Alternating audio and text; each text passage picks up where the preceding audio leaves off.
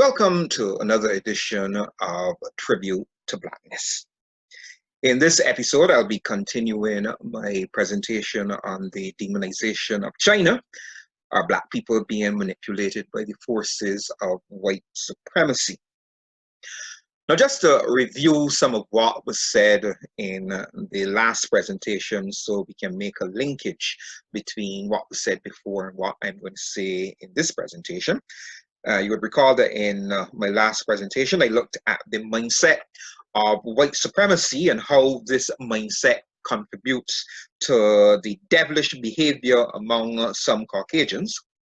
Then I also talked about the evolution of European ascendancy in the world from the time of Columbus right down to the coronavirus.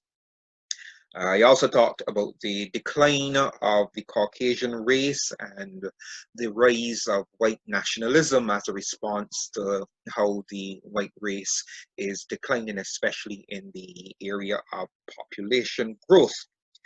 Then I also talked about some of the strategies used by Caucasians to maintain their position of global dominance.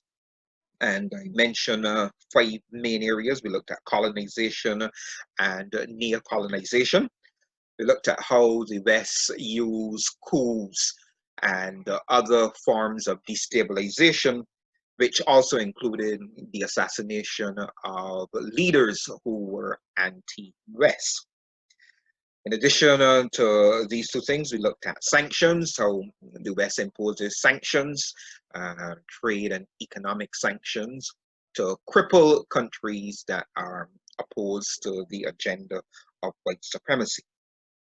Then I talked about disinformation, lies, and propaganda, how the West, especially in our day, uses the mass media to push a narrative which basically paints any enemy of the West in the worst possible light so as to get global public opinion on the side of the Western nations and, of course, against whichever country the West attempts to destabilize and to go after.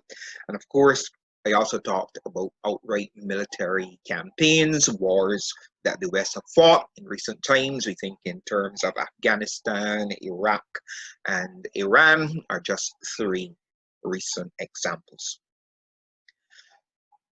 Now, in this presentation, I want to explore how these Western tactics were used against 3 countries in our day, namely Zimbabwe, Libya, and Iraq. I'll be going to some detail on Zimbabwe, and then briefly I'll touch on Libya and Iraq. Now, sometime around 1890, a man by the name of Cecil Rhodes went down into southern Africa, and he demarcated an area in southern Africa. I kind of like that word, demarcated. If you look it up in the dictionary, it says to set the boundaries.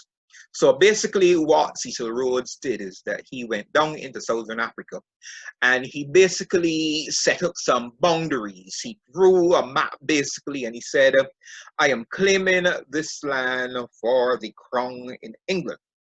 Now, Cecil Rhodes was a very interesting character. So interesting he was that he decided that he would name the territory that he demarcated Rhodesia. He named it after himself. And so what Rhodes did after demarcating this area in southern Africa, which he called Rhodesia, he invited a whole lot of other Caucasians to come and set down some roots in his new demarcated land, Rhodesia. He either gave, sell, or lease the best land in his demarcated country, Rhodesia, to the white settlers, and basically the Black people who'd been there for millennia were left to fend for themselves on whatever land they could find. Now, white majority rule continued in Rhodesia until the year 1980, where they had elections and a Black majority government was formed under Robert Mugabe. Now, When the black majority government was formed, the name of the country was changed from Rhodesia to Zimbabwe.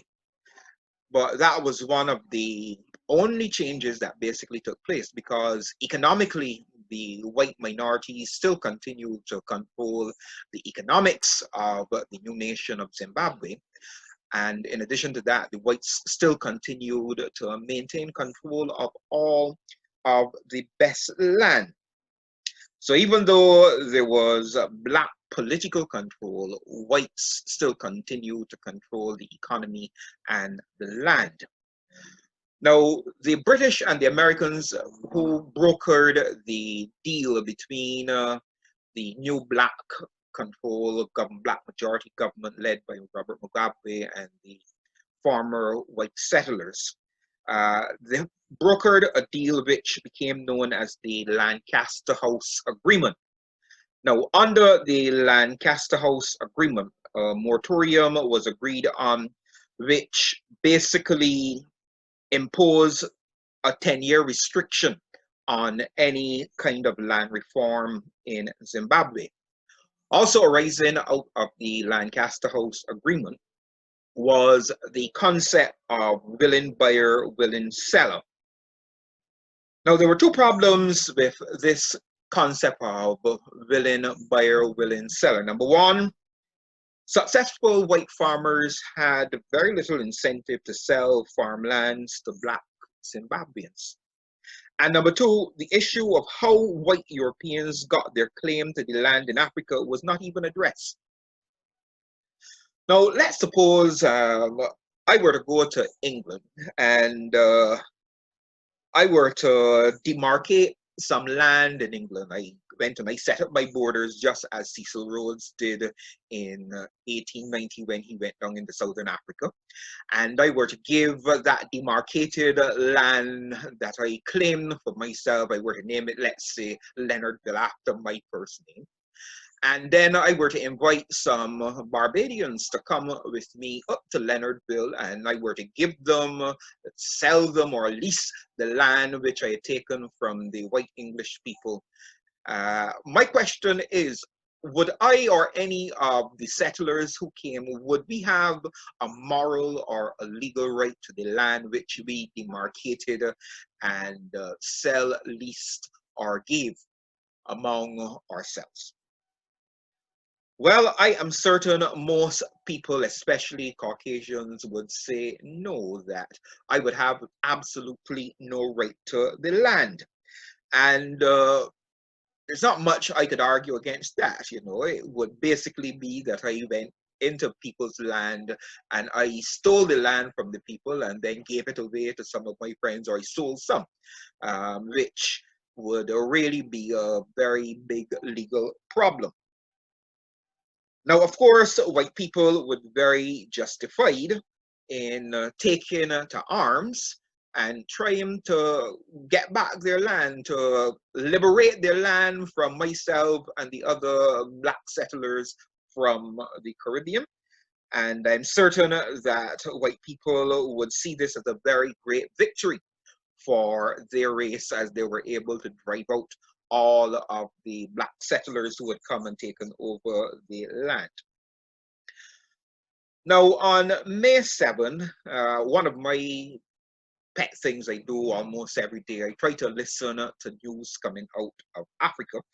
And so there are a number of programs I tend to listen to almost daily, I would think. And one of these programs is Wake Up Africa, which is done by a Kenyan. And in this particular episode of Wake Up Africa, there was a speech being given by President Paul Kagame of Rwanda.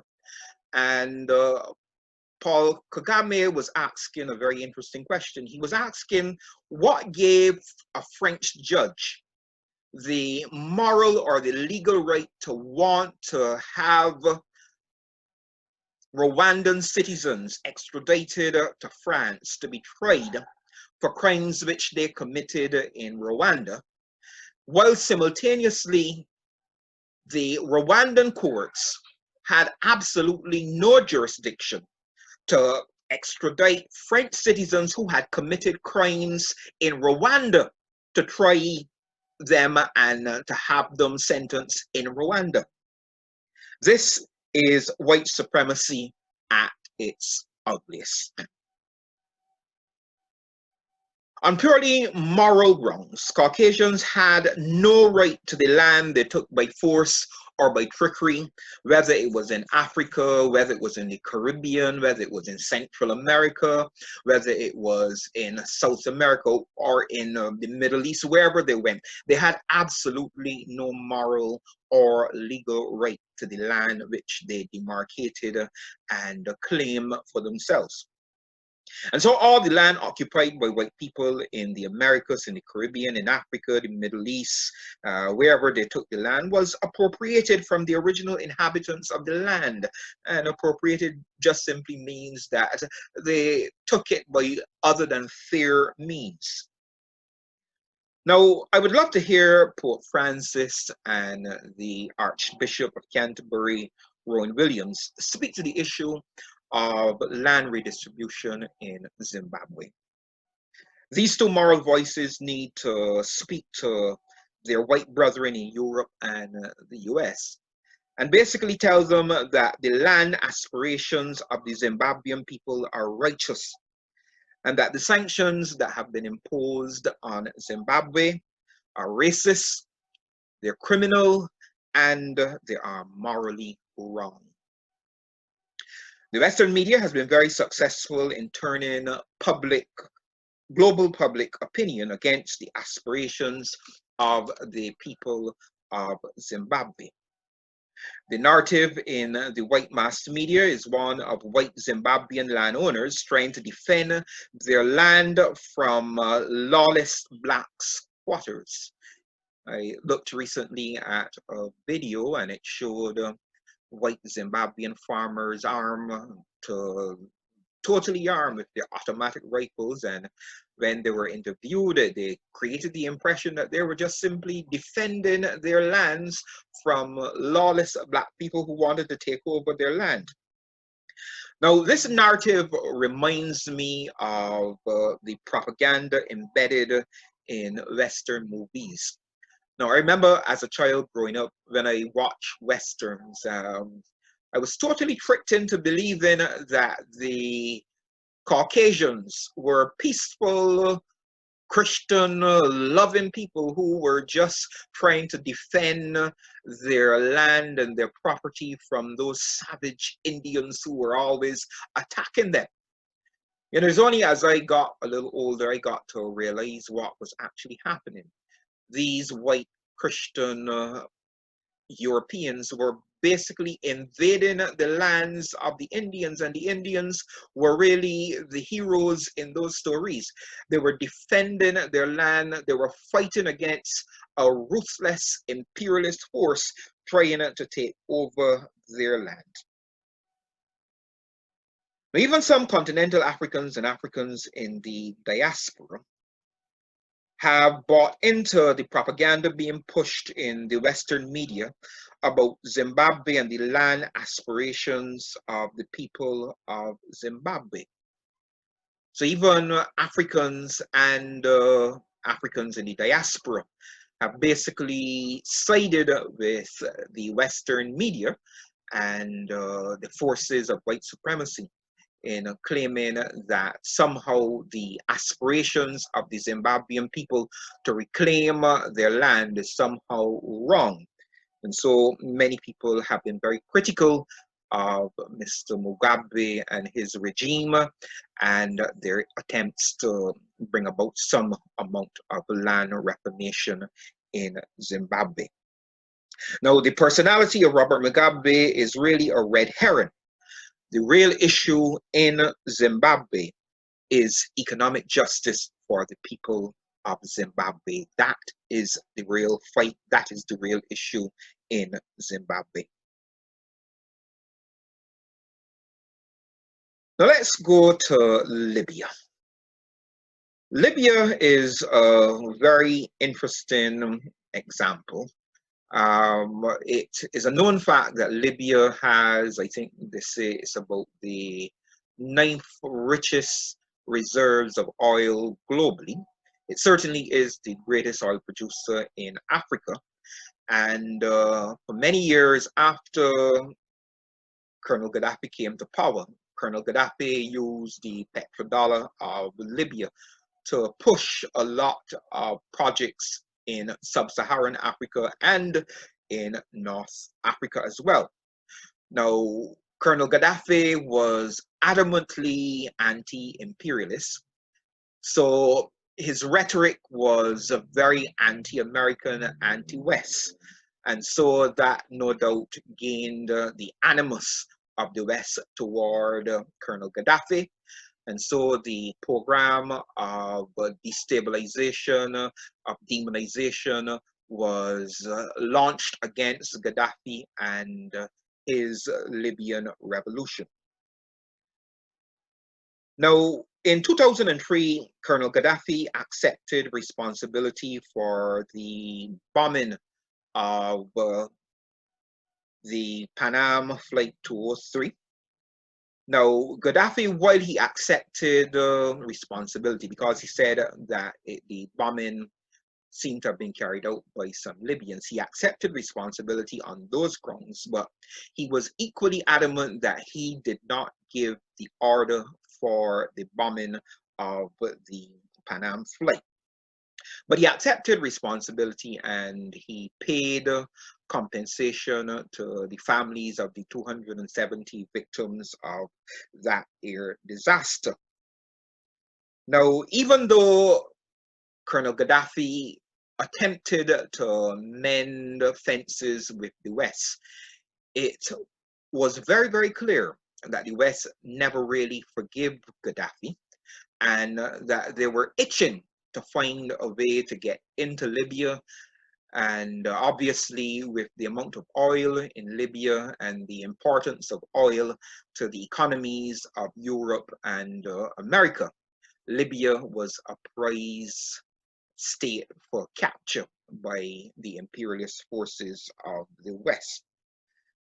Now, I remember watching a lecture by the Honorable Louis Farrakhan, in which, prior to the invasion of Libya, Minister Farrakhan went to Libya to speak to his fellow Muslim brother, Colonel Gaddafi. And Minister Farrakhan said that he warned Colonel Gaddafi that notwithstanding the overtures he had made to the West, even agreeing that he would distance himself from all terrorist organizations and paying compensation and accepting some degree of responsibility for the Pan Am bombing, Minister Farrakhan told Colonel Gaddafi that the West does not forgive and that they would find a way. Even as he tried to make peace with them, they would try to find a way to destroy him. And Minister Farrakhan's words did not fall to the ground, for in March of 2011, a multi-state NATO forces, a coalition led mainly by the British, French, Canadian, and US forces, launched both a naval and an air attack against Libya. The military action against Libya continued until Colonel Gaddafi's regime fell. He was captured and later executed. Now, the African Union had attempted to play a mediating role in the conflict surrounding Libya, but a lack of resources and a lack of manpower minimized the amount that the African Union could have done in this particular crisis. And so Colonel Gaddafi lost his life and Libya became subject to plunder by the Western forces. Now, one of the interesting things about President Trump, notwithstanding all of the interesting things that he says on a daily basis, but there are two things that I would like to point out. President Trump, unlike many white people, he's not afraid to unmask white supremacy. He will come right out and tell you what are some of the goals of white supremacy.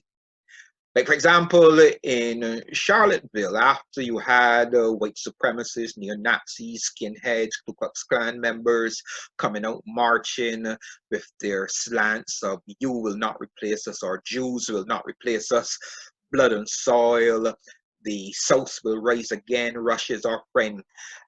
Even with that level of racist rhetoric being voiced by the martyrs in Charlottesville, President Trump went on news in a very matter-of-fact way and said there were good people on both sides. In other words, he saw the neo-Nazis and he saw the white nationalists as some of them very good people.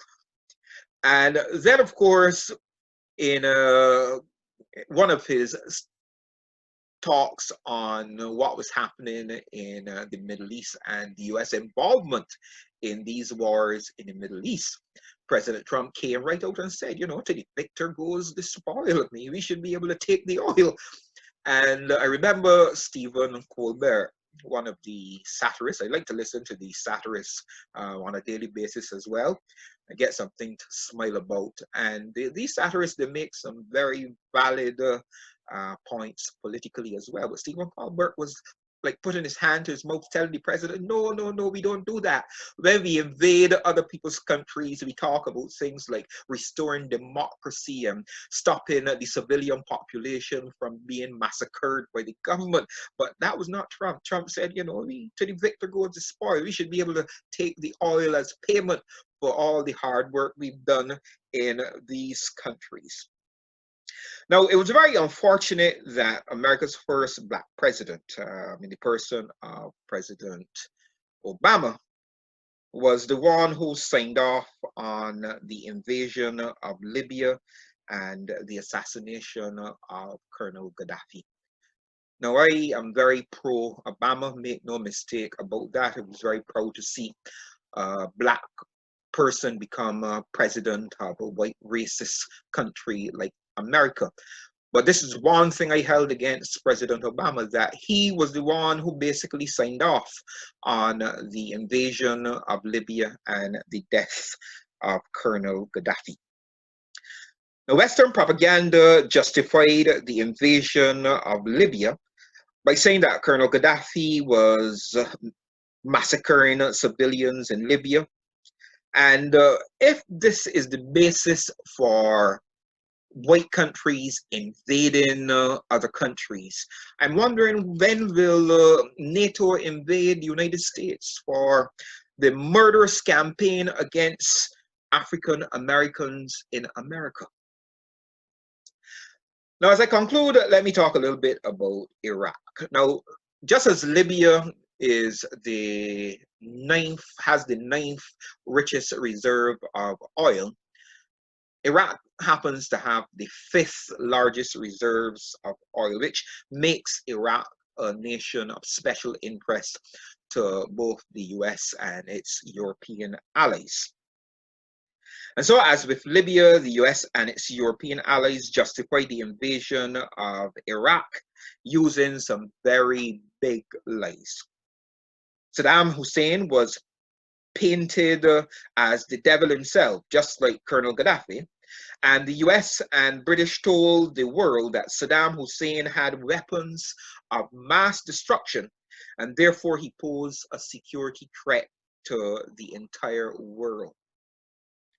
Now, why is it that only white countries are allowed to stockpile nuclear weapons and other weapons of mass destruction?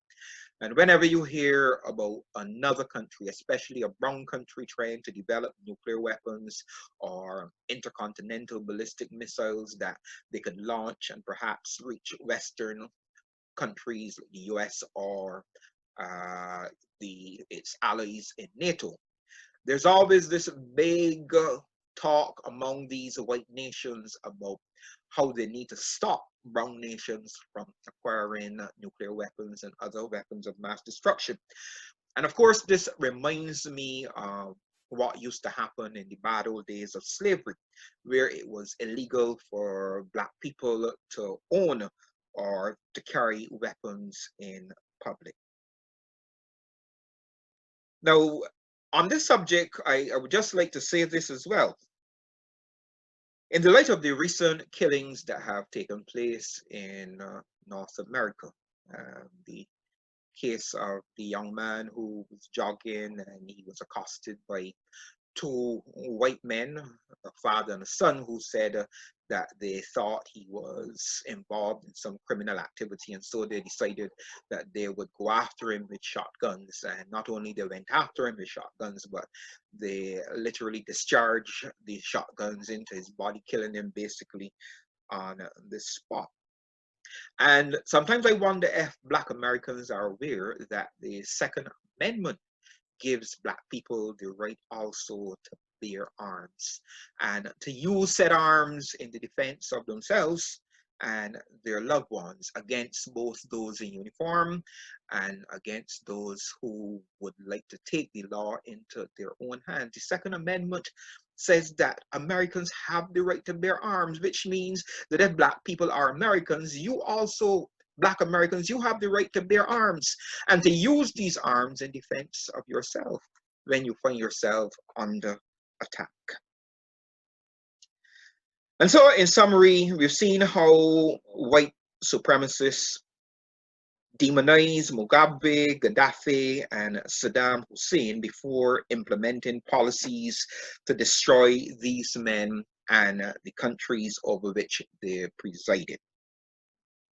I've also shown how the forces of white supremacy use lies, disinformation, and propaganda to wage ideological warfare against these nations. In my final presentation, I will explore how the forces of white supremacy are currently working to demonize China as a prelude to military action or the imposition of crippling sanctions upon China. Here's a question I'd like you to consider, and maybe you can make some comments below on this question. Has the sanctions and military intervention of the West in Zimbabwe, Libya, and Iraq led to any improvements in the living standards of the people in these countries? Feel free to share your comments below. Thank you for choosing this edition of Tribute to Blackness. Please remember to like, share, and subscribe to this channel. Asante sana rafiki zangu na kwaheri. Thank you very much, and goodbye. Thank you for watching, liking, and subscribing to this channel. Feel free to visit my author page at amazon.com/author/Leonard Phillips and browse my fiction and non-fiction titles. Your purchases and reviews would be greatly appreciated. Asante sana na teonene tina, which is Kish Swahili for thank you and see you soon.